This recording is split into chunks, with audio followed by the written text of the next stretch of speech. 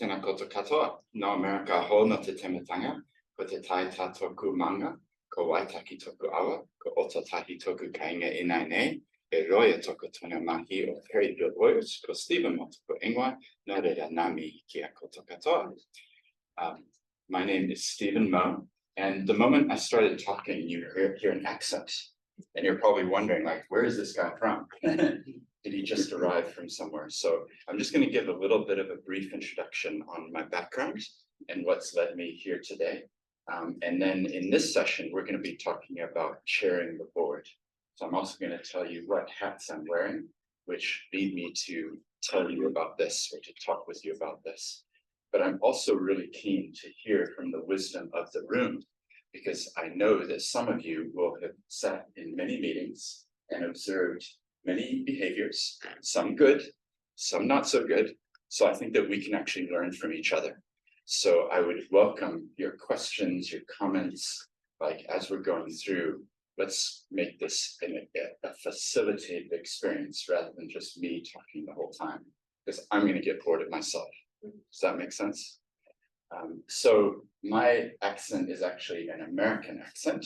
You don't have to worry about saying Canadian because you might offend me if you said American. I was born in America, but left when I was 7 years old. And my father had a very unusual job. He was a marine biologist. And a marine biologist back in the 1980s, he was raising salmon. And so if you know anything about New Zealand, there's a salmon industry here, right? So my father was one of the first biologists coming in to help kickstart the salmon industry.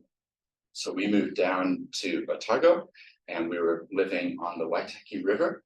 Is anybody from Otago? There we go. So I lived in a little tiny blink and you'll miss it place called Papakayo. And it's very, very small. I was in standard 3. And standard 4 was also in the same class. It was that type of a school. So despite my accent, I actually grew up in New Zealand. We moved to Christchurch in 1989. I went to high school here. I went to Canterbury University. And when I graduated from Canterbury, I had studied law. And so I moved to Wellington and I worked for a law firm called Russell McVeigh. Which some of you have heard for the wrong reasons, potentially. But at the time, it was the biggest law firm in New Zealand, and it's still a very, very big firm. So I started my career in Wellington. So that the hat I'm wearing today is as a lawyer, and I'm going to be giving you some input from a legal perspective. After working for 3 years in Wellington, my wife is from London, so we thought, let's go to England. So we went there for 1 year. That basically became 11 years. Has anybody had that happen in your life? So 3 years in London, I worked for a law firm that had 3,800 lawyers in it. That's a lot of lawyers. All of New Zealand today, there's about 12,000. So it's like huge in scale. 55 offices, basically working 24/7, very long hours. I speak some Japanese, and so they sent me to Tokyo, and I was based there for 4 years, again, working with corporate groups, banks, buying and selling things. And then I moved to Sydney, and I was based there for 4 years. So that's a bit of my international background. My children came home singing a really beautiful song, which was the Australian national anthem. So what do you do if your children sing the Australian national anthem? You have some conversations with your wife and you say, time to come back to New Zealand. So that was now 7 years ago. So I've been back in New Zealand for 7 years.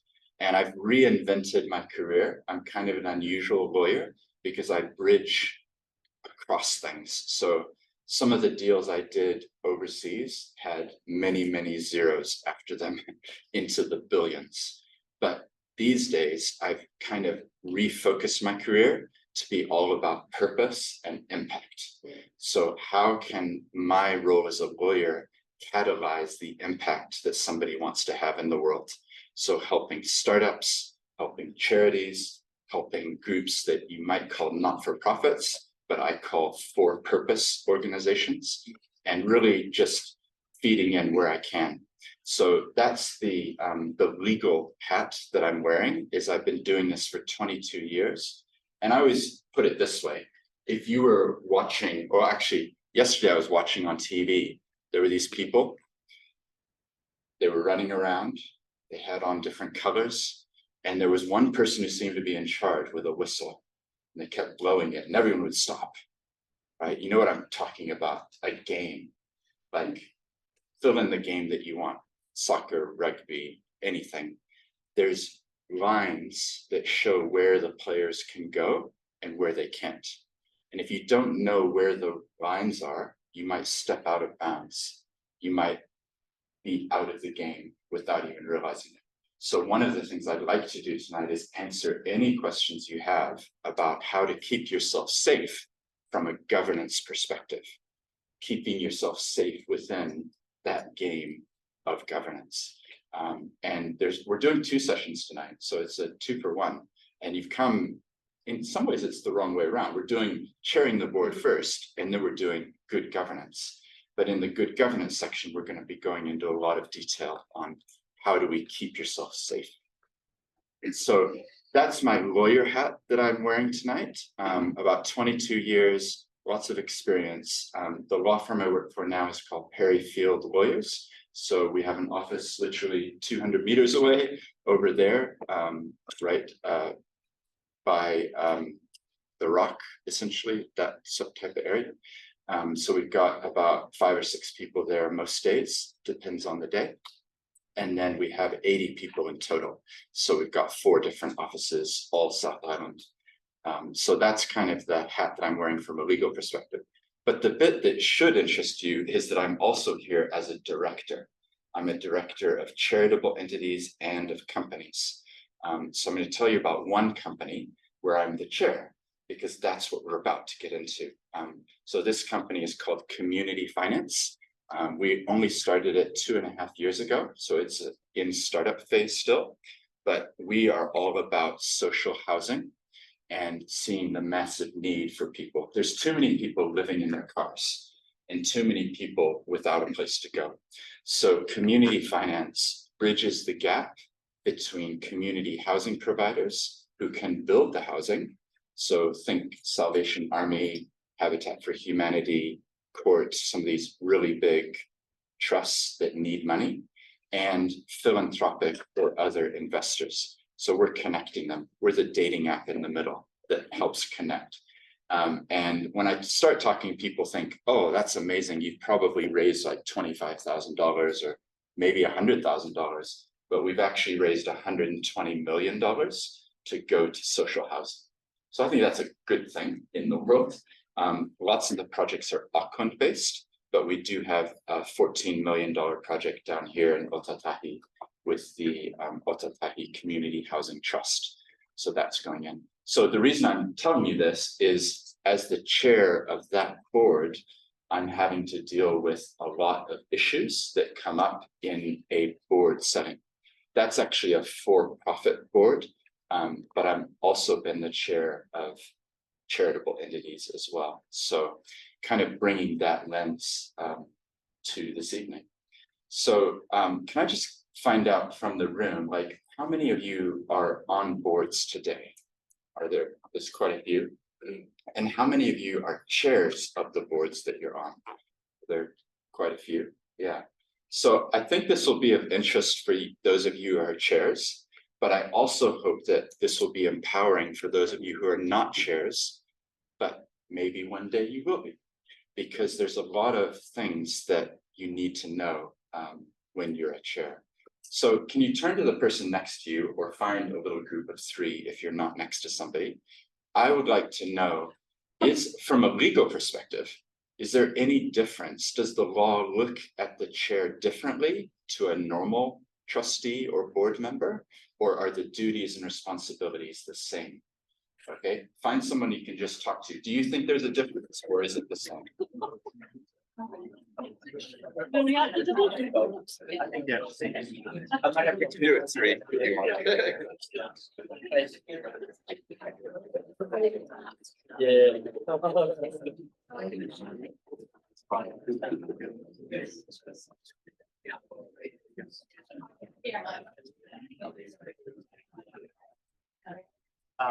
In the green, so we do it.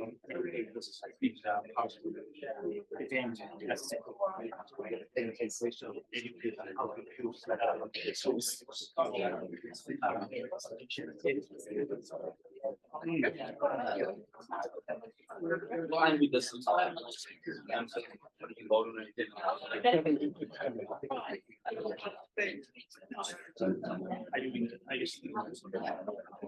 Yeah, the chair.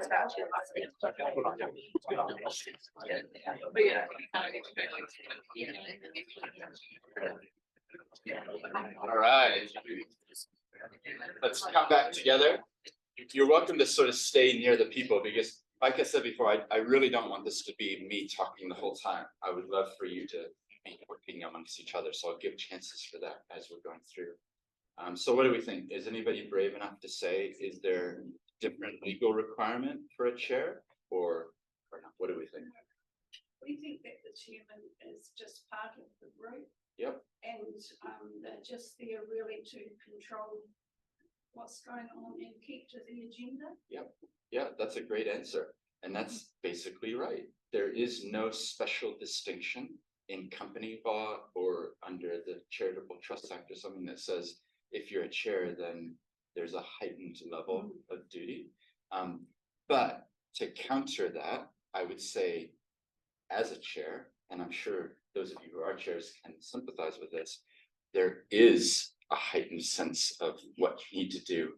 There is going to be more work involved and more, more will be required of you. So that's what I want to unpack today. And I want to talk and hopefully brainstorm with you. Yeah.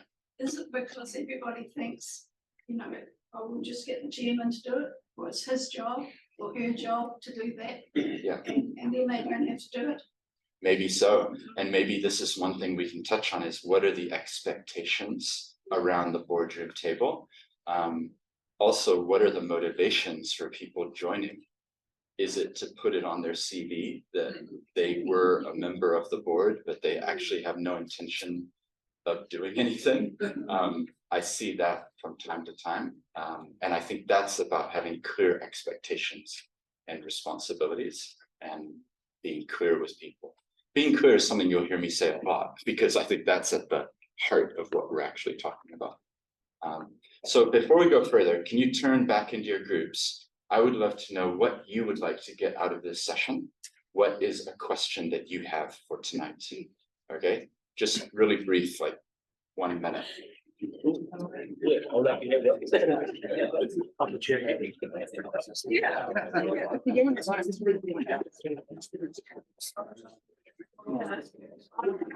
actually about to sit down in front of the committee.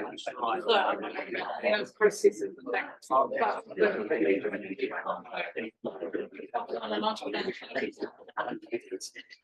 yeah.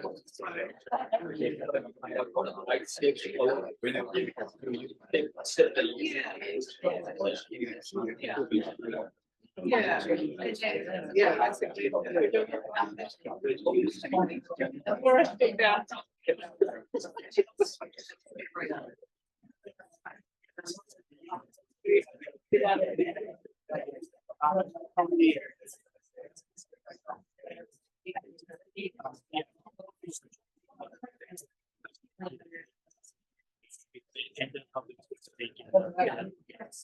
Yeah, the room full of women is really close.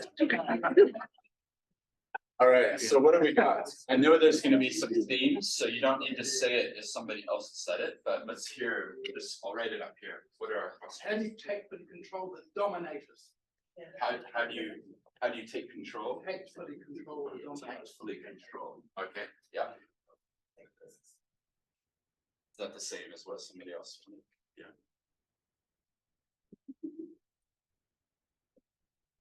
So is that a situation where you're the chair and then there's someone who's has many things to say?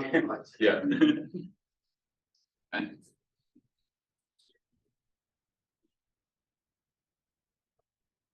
Okay. Next question. Inverse of that, how do you get the quiet ones to contribute? Right. Nice. That's a good question. All right.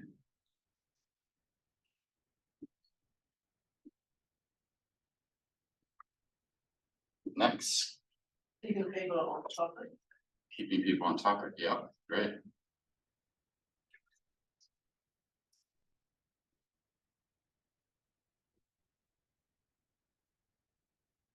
Knowing when to step on.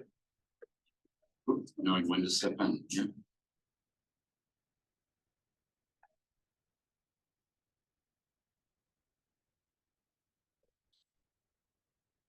I think that's kind of two ways as well, isn't it? It's within the board, but then also potentially it's with the people doing the mahi, the work. Yeah, yeah. Okay. What this side of the room, yeah. A bit like the first two, Yeah. but how do you, what's the actual skills of the chairperson? Because in our trust, we're evolving to try and stop people using the chair as a leader. Also, building up the people, but Yeah. Please question, but what's the essential thing which is valuable to be learned? What is that skill? The key skills. Okay, great. Yeah, that's a good one.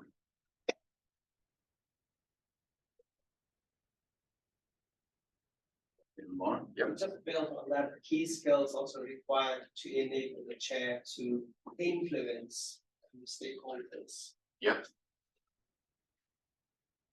I'll put it here with that one, so influence stakeholders. It's interesting that you use that term because that's something I'm seeing more and more in governance, people talking about stakeholders. So it's definitely the trendy words. Yeah. Was there one other? Oh, yeah. I was hoping to have some clarity around the best way to facilitate a smooth decision-making process. Okay. Facilitating decision making.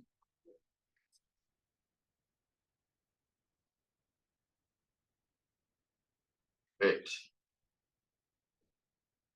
And did you have one as well? Yes, how we can come to decisions without it going round in circles. Yeah. Or that we come to kind of almost a confrontation. Yeah, like no one's Yes. going to compromise. Nasty. Finding Yeah. consensus.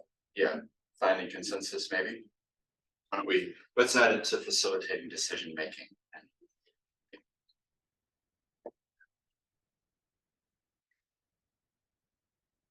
Alright. Well, let's start with this. And then we'll see how we go. And if there's other questions, we can then deal with them. Because I think that's a really good list. If we can get through those points, then I think you'll have learned something today. So I might just go through one by one, give my thoughts, but then I would really love to hear your thoughts as well. So before we do that, I wanted to give one last little picture, which is an apple. And I don't know about you, but I'm probably going to get hungry pretty soon. I might eat this apple and it will provide good, nutritious food for my body, won't it? The potential of this apple is to nourish me. Is that the true potential of the apple? What's the true potential of the apple? Growing more apples. It's the seeds inside the apple. And I think when it comes to sessions like today, what we're really doing is saying, how can we get the seeds from the apple? And what do we need for seeds to grow? We're going to need not just scatter them on the concrete, soil, water, temperature has to be right, maybe some sunshine. There's ingredients that will help seeds to flourish. So I guess there's two things here. Number one, I commend you for being here tonight at all, because that shows that you recognize that governance and growing the seeds of a good organization needs, input. You can always be learning more. But secondly, I think that's a metaphor for all of our organizations as well. Like if we could take the seeds of what each of you represent and view it in that light, imagine the potential if we all had that approach of looking at, how can we help this to grow? So that's one of the reasons I'm here tonight, is I want to empower you to be able to grow more seeds, both in your governance careers, but also in the organizations that you represent. Cool. So tactfully controlling the dominators. Turn to the person next to you. Is there an easy answer to this? Just talk really briefly. Let's see what you think.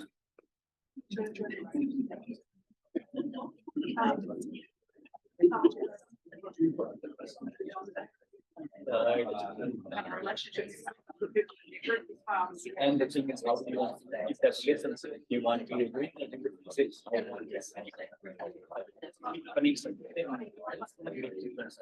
Yeah. We're lucky that we're all free. Yeah.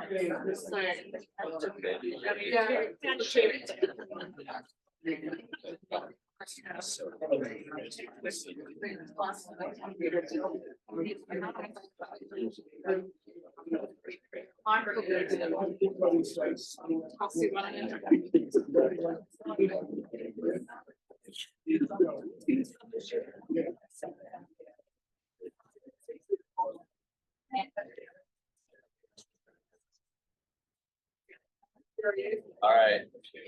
So let's come back together. I mean, this is actually really useful stuff, right? Like beyond the context of board meetings or being a chair, this is probably a good life skill to be able to have as well. So any thoughts from the room before I share my thoughts? Have any of you had to do this? Yep. Yeah, so obviously being a younger female in the context of Kohangareo, and I'm dealing with the whānau of the mukuna that we have. Yep. A lot of dads who also come from kind of business backgrounds or professional backgrounds. Yep. It can be difficult sometimes to not let them take over. But what I will do is I will let them have their say. I'll thank them for their opinion that they've given or their perspective. Right. And then I'll redirect to someone who I know has something to say. Okay. So just listening to what you're saying, you're acknowledging them and you're not dismissing them as, well, you're too aggressive. You're actually recognizing them. Often I'll repeat back what they've said to make sure that I've heard it correctly. They'll nod or agree that I've taken everything in and then just move on. Nice. So you're using the reflexive listening of, I think you've said this, and then that is making them feel heard. But then the second part is you're then directing them to somewhere else to take their aggression. Yeah, and that works quite well. Most of the time. Yeah. Yeah, well, I don't have anything bad to say about that. I think that's a really important skill, is being able to listen. We have 2 ears and 1 mouth for a reason. And sometimes I think we do forget that, being able to listen and absorb. So I really like that. It's great. Anyone else had dominating people in a board? Well, you were just saying that policy and process. So if there is an issue and they have something they want to say, put it in writing, email it to the admin, can go to the committee for a decision and they can get a response. Yeah. Just to take the head out of it, so not taking an individual. Right. So again, recognizing what they're saying, but providing them a different way to communicate it. Yeah. Yeah, that's good. Yep. These people who dominate, dominant persons don't necessarily achieve our function as a system. Right. Yeah. So dominant people don't need to be loud. They could be passive aggressive and undermining. Yeah. How would you deal with that? You had to do that? But again, it's patients to hear them. Yeah. And also reflect that there are other people that need it. There's often these people cheering them too, so it's like often as opposed to it's like kind of the way that it's Yeah. Yeah, so there's kind of a theme here from all three of you have said, it's about listening and acknowledging what they've said. And I guess that would be one thing that is a key role of a chair. You're there, somebody I think before you said, you know, steering where we're headed. And so your job as a chair is to listen to every perspective. And the reason that's important is that they may portray it in an aggressive way, but it is a perspective. And that's what gives your board strength. So actually having someone, maybe they're presenting it in the wrong way, but if you peel that back, maybe they're actually do have something valid to say. And I think sometimes in boards, we end up feeling like everyone needs to be nodding their heads at every suggestion. And actually, what a board is there to do is to challenge each other and to be raising issues. And number one, to be plotting where we're going in the future. As a side point, how much time do your boards spend looking at the past versus looking at the future?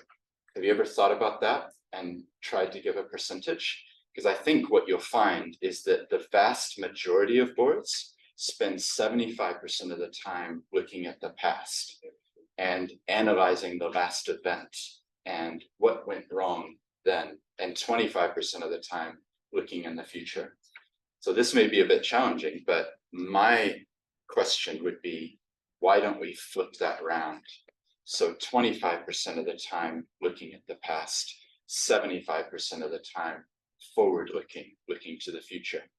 The reason is that a board is there to be setting strategy, to be looking out ahead. And if I can give you a little picture of this, imagine a boat on the ocean, okay? So there's a difference between what's called management and governance. And governance is the board level. Management is the person who is steering the ship and is noticing that there's a leak. Uh-oh, quick, go fix it. Oh no, the sail just ripped. Somebody go fix that.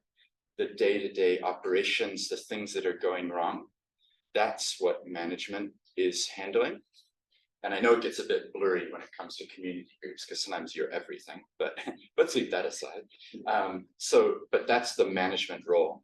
And governance, what we're talking about here today, being the chair of the board, where are they on the ship? Well, they're not on the ship. They're in a helicopter 2 kilometers up above, and they're looking out because they're saying, there's an iceberg dead ahead. You need to move the ship. And too often we're treating governance like we've got to be repairing the ship just sprung a leak, or the sails need fixing. We need to paint this other thing. But that shouldn't be the role of trustees or governance at the board level. The board level is there to be charting where you're headed and being strategic about where you're going.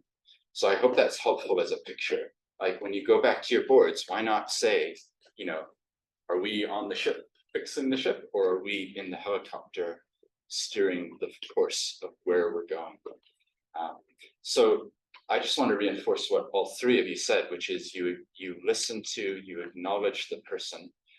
It depends what we mean by dominating, because at some point there is a line that gets crossed and you need to have a separate, possibly private word with them that you're going too far here. This isn't healthy for our organization, because we need to hear perspectives of everybody around the table. And because you're dominating, we're not able to listen to Jane. She feels intimidated. So there's going to be a point where it's, you know, you have to take an action like that. But hopefully by acknowledging them and listening to what they have to say, and then having a word to speak to, that will help as well. So does that answer a bit of your question? Or, yep, got a nod there, that's good. Well, we're going to keep going through. It's going to be kind of rapid fire. So second one, how do you get the quiet ones to contribute? That's a great question. Oh, you got a comment there? No, I don't. I'm just saying that's much harder than controlling it, understanding the owner in the room. It's a lot harder to get the quiet ones. Yeah, well, let's talk about it in a second. I think Annika, you might have had a. Really just point specifically writing for contributions to the decision we have on the subject. Which is like 4, which makes the point that you're about to contribute. Yeah. Does speak to the noisier ones. I'll run there's other people in the room here that I need to be down space with. Yeah, I like that. So the answer to that one, how do you get quiet ones to contribute, is inviting them to contribute. I think that's a great answer because the reality is that we are not all the same personality type. And some people are naturally going to have plenty to say and maybe won't have a filter, won't know that they're talking too much or dominating. So that might be the quiet conversation. But you're right, for somebody who potentially is younger or potentially has just joined or potentially is coming from a different background, isn't familiar with board processes, I think letting them speak is a really big part. And as a chair, I actually view that as one of your primary roles, is to make sure that everybody is having a voice. So you need to be so people talk about IQ a lot. We're talking about EQ and being aware of what's going on here. What's the dynamics? For me, so let's get personal. For me, I'm even noticing where are people sitting around the boardroom table, because that's telling you something. Like, is the person at the exit so they can get out quick? Or are they right up here next to the chair, ready to contribute? Or, like there's so much that I think they say the stats are like, you judged me within 10 seconds of me starting to talk. Like it's literally that quick. And when I start talking, you might notice that I'm using my hands a lot. And I say, tena koto katoa, see how I'm open hands, no weapons here. It's simple, but have you ever thought about how you present when you're talking to people? With open hands, it's, you can trust me, please come closer. Whereas I see some people get up and I don't know why they do this. So hopefully this helps you. This is speaker coaching. Hi, my name is Steven Moe, and I'm here to tell you about, crossed arms. Body language matters. And it's the same in the boardroom table. So being aware. So the answer, I think, is how do you get quiet ones to contribute? I think you have to pause the conversation and say, this has been a really good discussion, everybody. Jane, what did you think about what the others have been saying? Yeah, I think that's the easy answer. Yeah. I think there's another part to that too, and that's, as chair, ensuring that those who may be less confident have a safe space to speak.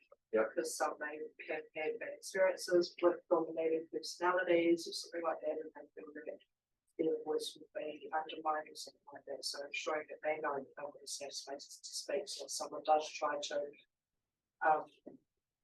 crush their opinion, that the chair will stand up for them and say, hey, it's inappropriate. Yeah. So that's their view, and we have to respect it. You're right. And so just summarizing that, the chair needs to stand up for every board member and be on their side and give them a safe space to contribute. So we haven't used the word culture yet, but I view that the role of the chair is really, really to set the culture, to set the tone of the board. Because if the chair is really wise in how they do this, then it's going to be an atmosphere of contribution and wanting to provide input.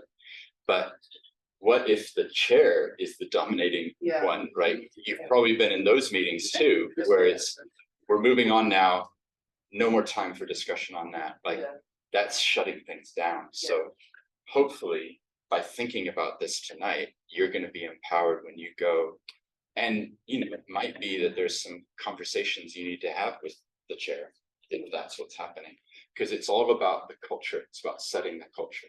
And I see some questions, so we'll come to those. But one of the other things I wanted to make sure I said is, how many of your boards have a board charter? Do any of your boards have a board charter? What is a board charter?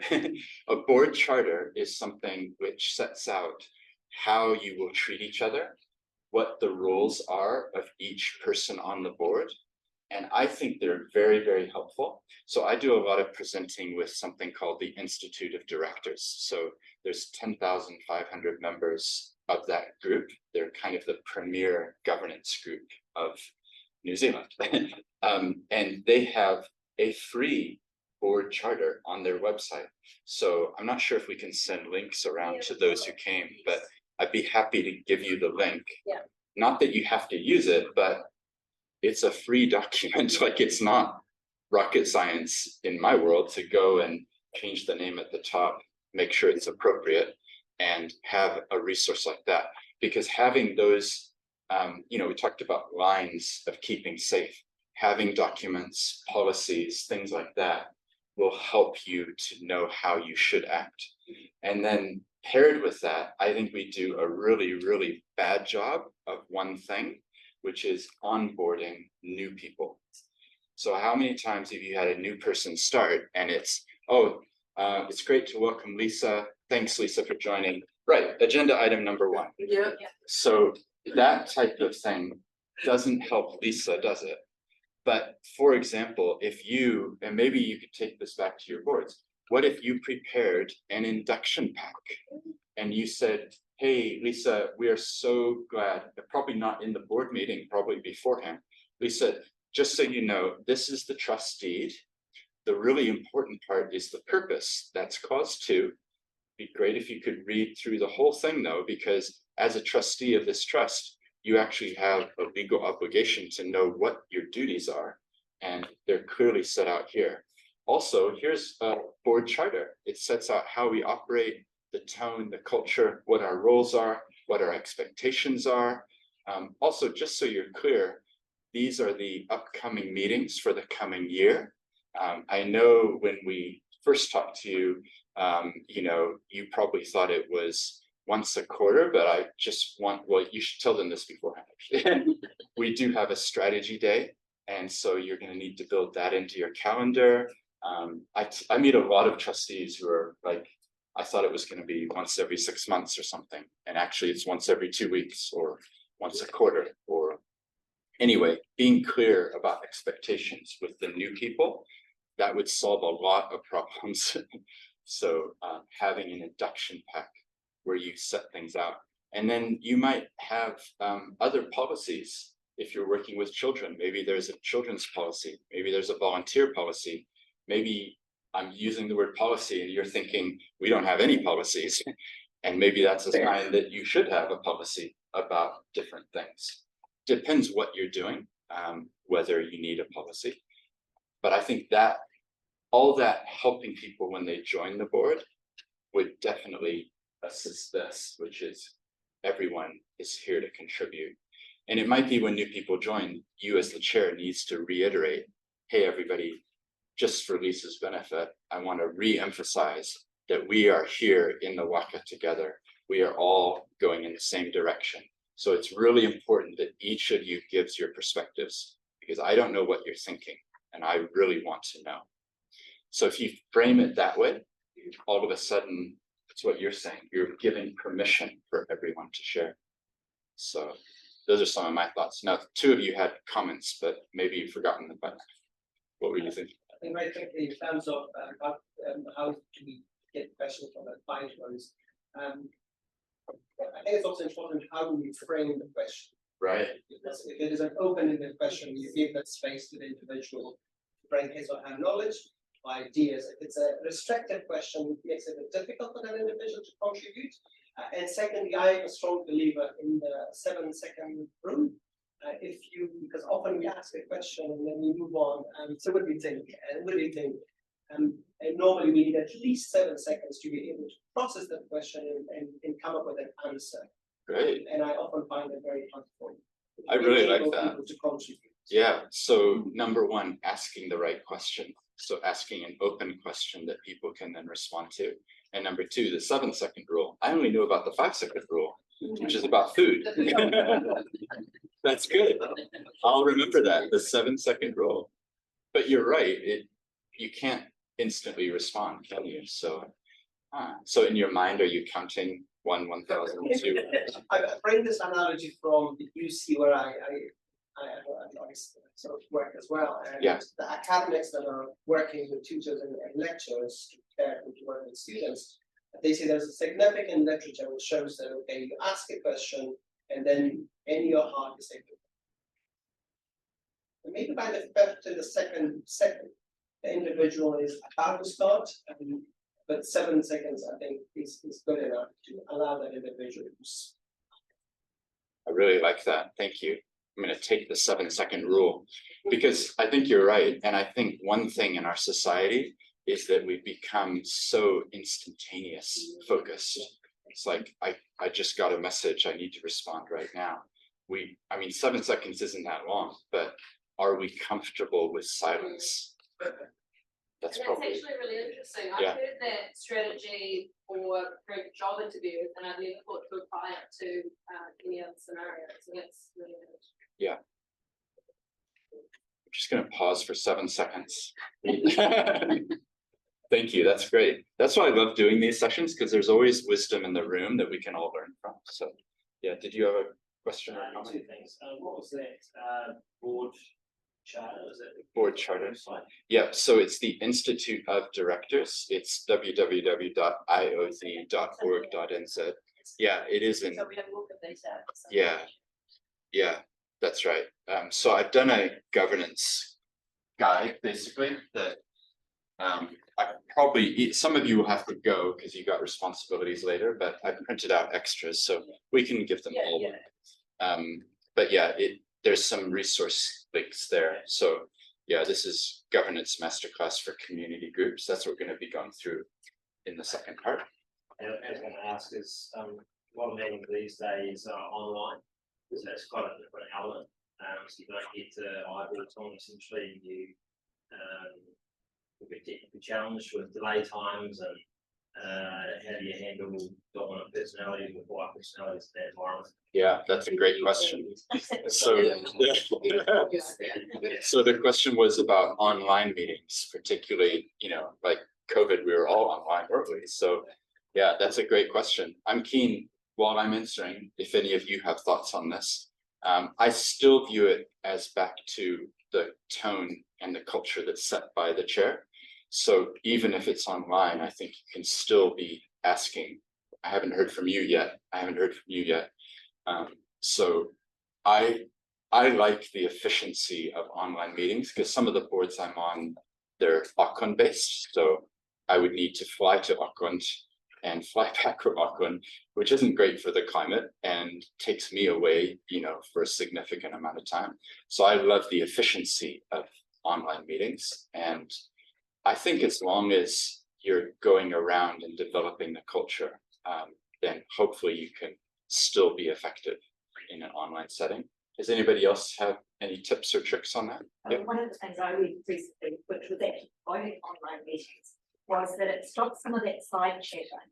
Because sometimes in a meeting you get a couple of people different side having their own conversation, and of course that can't happen in those online meetings as well. So it does provide an opportunity to be a bit more control the structure of the thing. The other thing I was going to say is really just in general, since taking over as chair of an organisation, I've just instituted a quick sort of pulse survey after each meeting, just for my benefit as chair to see how I'm going. Right. And it's about 5 questions. They're just, the frowny face, the smiling face around things like, did we get through all the agenda items? Did we keep to time? Were you heard? Did you feel comfortable about speaking? So it's just giving me some information as the chair about areas that I could be a little bit more aware of, and take those into my practice as That's well. wonderful. Yeah. Excuse me, what platform do you use for this? I've got somebody to do that. That's good. So for those who didn't, hear, that was basically at the ends of meetings, asking questions of the participants. How did we travel on? Was I heard? And how did we keep to time? So you're getting instant feedback on. That's kind of scary as the chair, but I see the value in it. Yeah, you would definitely be able to learn right away and then change it for the next time. Yeah, that's great. I just wonder would there be a risk in doing that? Taking the thing that is satisfied with using it as a time there. It's kind of like part-time job is waitress, you go and ask some food, and then it's fine, and then you're playing with it. But, Right. you know, it's maybe, I like to do that. I think the tool's great, but maybe it's an opportunity to sort of, push through the tool. Right. It hasn't happened so far. But, and sometimes what we've done so far is that the responses have been aggregated. So, you know, I don't know who that comes from specifically, but just in general, no, it's not. Cool. Well, let's keep moving because I want to get through all these questions. But those are great points. And I think actually having a question, maybe later you can send me what you use because I would love to learn and see that. That's one thing, like I'm here facilitating, but I'm always learning. So I want to encourage in all of you as well, like never stop learning, always be asking. And I can be up here, but I'm learning as I'm learning from you too. I just did a course called the Advanced Directors course put on by the IOD. And there was people there who are like on New Zealand stock exchange listed companies, director of Air New Zealand, like people that you would think you're clearly the gods of governance. And yet they're taking time, 3 full days to sit in a room and learn. And I think that's a cultural thing, a principle. So as the chair, how can you model that behavior? You're doing it tonight. But how can you take back what you learned? How are you going to present this to your board so they can learn as well and encourage them to do things? But let's keep going. So keeping on topic, we've been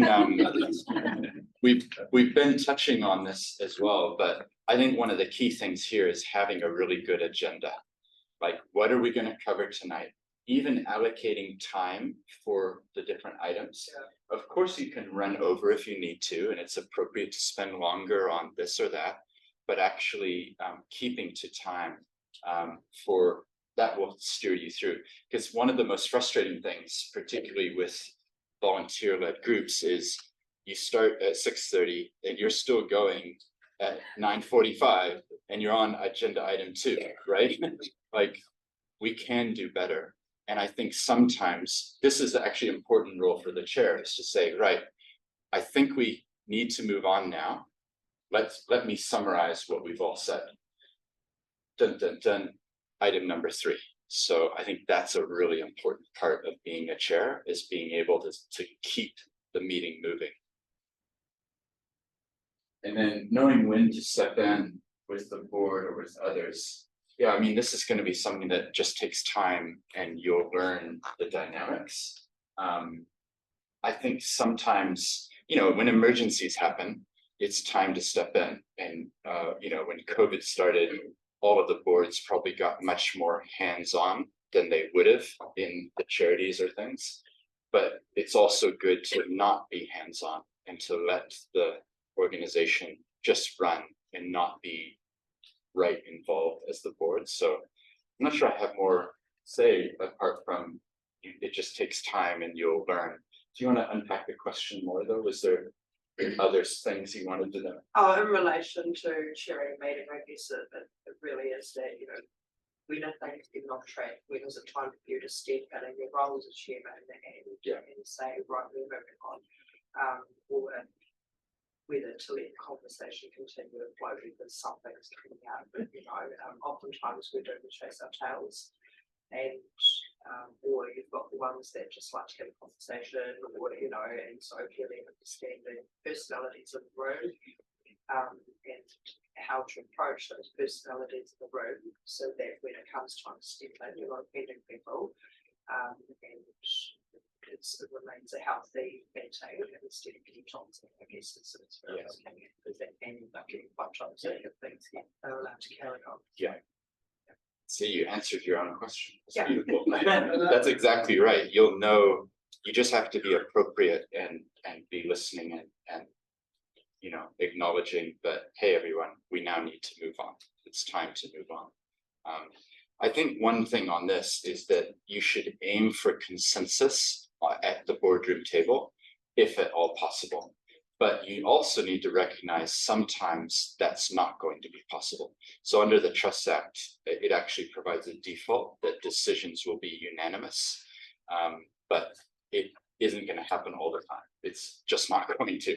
So the other thing is, if you're the one objecting, I suggest that you make that recorded in the minutes, particularly if it's something that you strongly believe in and that potentially there could be liability associated with it. It's good to have a clear record that you objected to this or that. That's even more so in a company context where they're going to get the magnifying glass out if things go wrong. So then the key skills in influencing stakeholders. So the chair, in my mind, and I don't know all of your groups because you're all obviously quite different, but in my mind, the chair is like the bridge between the trustees or the governance and the person on the ship who's fixing the repairs and things. So we haven't really talked about that role, but for some of your groups, you'll have like a chief executive or a general manager or something, somebody who's actually running the group. And so the liaison role that you play is really, really important. So that's mainly what I spend my time on as a chair, is talking with the chief executive of the groups that I was mentioning before, and making sure that everything's okay in their world. How are the staff feeling? What's going on? And then if needed, communicating back with my fellow governance and liaising between the two. So it's an emotionally draining role. Like, let's be upfront about it. That's what I meant at the start, is that being the chair, it's not an easy thing. It might sound like a really nice thing to put on your CV, but it's actually quite a lot involved. So I wouldn't undertake it lightly, would be my advice. But the other thing is this, the stakeholders. As the chair, I think you have a really important role to play, as not necessarily you're the only face, but you're a face of the organization. So you're going out and meeting with the primary school where, you know, the work that you're doing about education is happening. You're talking to the principal. Like, there is an important role that you're playing as the chair of the board. One of the other key skills I think you need to have as chair is, who will your successor be? Too often I see people getting into positions and assuming that they will live forever and there will be no change in the future. The one thing we know is that we are not on this earth forever, and a good chair will be always thinking about succession and planning, not just for their role, but also for the entire board, and agreeing with people like, are you joining for 1 year, 3 years, 5 years? Like, having some expectations is not a bad thing, because some boards end up stagnating if you end up with trustees who've been there for 25 years. And where are the new ideas and innovations going to come from? And also, I think we have a responsibility to be giving a hand to the young people and allowing them to come and serve. And so if we're not willing to step aside, then there's going to be problems, because we're not cultivating leadership skills in the next generation. And for those of you who are like me and you're white and mid-40s, I think we have a responsibility as well to, if you're asked to be on a board, to say, actually, I don't think I'm the right person for your board. Use this as an opportunity to ask somebody from a different background. Because I get asked to be on lots of boards, and sometimes I look at the composition and I see people that look a lot like me. And it's natural that they would ask me, because I probably am a lot like them. But if you want your organization to grow, having diversity will help, because you'll then get different perspectives. So that might be a bit of a challenge, but I view it as giving people an empowered no. So I'm saying no to this request to join your board, but I'm going to tell you why. The reason is that I think you're doing amazing work and you need the right person. And it would be wonderful if you could find a woman or someone from Pacifica background, or someone, you know, to be able to step into these shoes, that you don't necessarily need me. So use this as a chance to look for diversity. So that's just an encouragement to not just replicate yourself, have a wider view of governance. Thought or comment? Yeah, sorry, so I'm on a sort of a sporting role with the committee, but usually it's pretty common across the board, it's the same faces all the time. And it's great to have the holistic approach to try and get diversity, but it's just volunteers just aren't happy. The reality of it is it's the same guys who are always turning up. So how do you sort of? Well, I'd be keen for others to. So the question was, how do you find volunteers, or how do you get people to join your boards if it's the same people? I see your hand, so I'm looking forward to your answer, because you represent possibly this type of person who we want to join the board. From my perspective, this is all about culture, and it's all about the invitation. So how are you making what the board does accessible to people? Like, are you inviting them to come and sit and, and see what happens, rather than making it a closed room type of thing? Like, the board is meeting at 7 p.m. at some special place. And maybe you do this already, so no judgment, but, making it open for people, and then actively approaching people. Like, asking somebody is so much better than a line in the newsletter saying board positions will be open. If you're interested, then feel free to ask us. It's much, much better to proactively go and say, hey, have you ever thought about, I see your children love sport, you're here every Saturday, would you be willing to help us? Because we would really value your contribution. Which comes back to the point someone else made about making space for people. I would love to hear what you have to say. Yeah, from a Māori perspective, it was very much that it's maybe widen your, search area, I suppose. If you feel like there's a lack of diversity in your immediate surrounding, I would look at kind of the things you do that make you appealing to diverse groups. So do you have dual language, posters, signage, advertisements? Do you attend, contribute to, or sponsor multicultural events? Things like International Women's Day, International Children's Day, all of those kinds of things that get people from diverse communities involved in more specific event organisation. Because a lot of people, I know, if I saw a board meeting, I'd go boring white guys in suits. And maybe now that it's 2023, I might think boring white women in suits. But it's still not Indian, Māori, Pacifica, deaf, wheelchairs. So it's about your kind of image, and like, for example, I'm not going to join the Rolleston Residents Association because I don't see myself reflected in that community. Sure. So if you want to have diversity, then what are you doing to be welcoming and to actually be available, or out, like, what does your name mean? And have you ever considered at least translating it into Te Reo as a signal that we are wanting to make steps to be more culturally understanding? We certainly diversity, because people do it. Right. Google what they are really. You'll take anybody. Well, we don't want to go to the castle, but you want to reinvent the video.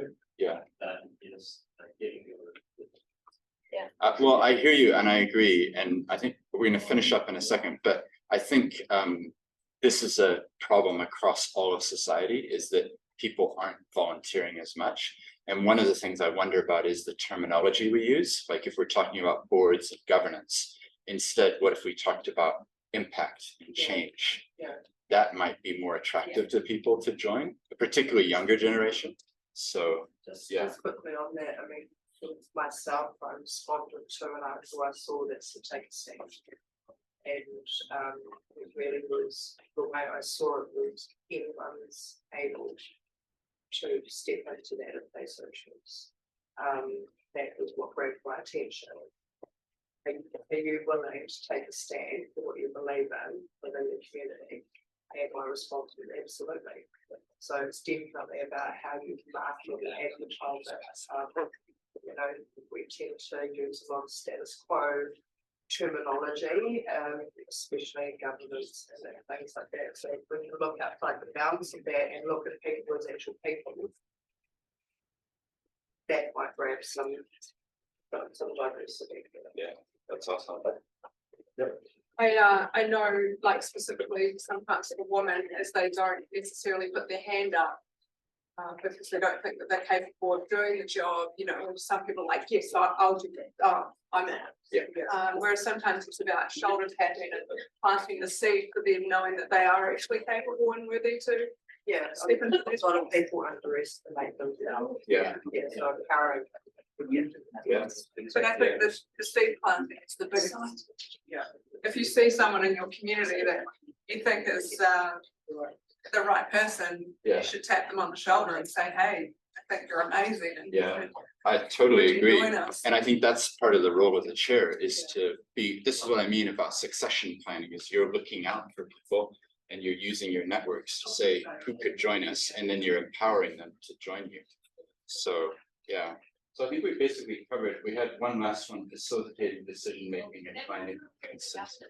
Yeah, it probably will. So just some of you, you need to go, so that's cool. I just wanted to mention what's coming around is this charities governance masterclass, which we're going to be doing in the second part. But I've also been given, there's a little card which is coming out. So I do a podcast interviewing inspiring people, and I would love for all of you to join the audience of 346 interviews now with inspiring people. Every week I cover someone who's doing something that is amazing in the world. And I'm not asking them, what do you do? I'm asking, what shaped you to become who you are today? So that's the journey that I'm really interested in. So there's literally 346 conversations. You name a topic, I've probably talked about it. So that's something that may interest you. The other thing is I've done a podcast called Board Matters for the IOD. So that's 13 10-minute conversations about governance. So that might interest you as well. We can send a link around, and then we'll send you links to Charities in New Zealand, a legal handbook. That's this is all free resources. Guide to the Incorporated Societies Act. If any of you are from incorporated societies, there's a new act, which means you'll need to re-register. This has everything you need to know about that. And then we also do work with lots of things like startups. So this is a legal toolkit for startups. So the point is there's lots of free resources and you're welcome to them. And I do live in Rolleston, so you might end up bumping into me at Countdown or whatever. So feel free to continue conversations as well. I'm pretty easy to find, and I'm happy to answer questions. Sometimes I work in the city, so I have a bit of a commute. So I'm always happy to talk to people and go through your own situations. So hopefully that was helpful. Thank you for having me. Thank you.